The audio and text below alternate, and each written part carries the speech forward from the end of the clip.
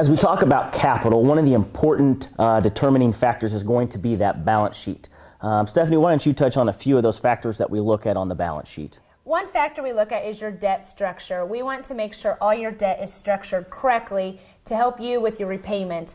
One thing we look at is the term of your liability match the useful life of whatever is the debt is for, what the collateral is.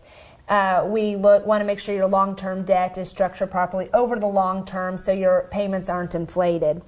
Another thing that we look at on the balance sheet is your working capital. Working capital is simply your current assets minus your current liabilities.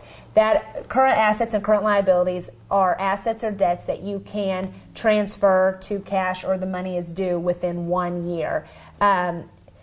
The reason we look at working capital is that shows the available cash you have to help you if there's an emergency. We do not want to see a negative working capital. We look at a different ratio for different operations on how much money we actually want you to have in working capital, but it is very important that you have that money available to pay your debts, to handle emergencies, to handle everyday operating expenses. Jeremy, what are a few other factors that we're looking at? To kind of piggyback off of that, I think a couple more things to add to are going to be owner's equity and net worth versus total debt. And both of those are going to deal with what's the total amount of assets and what's the total amount of liabilities or debts that you have as an individual.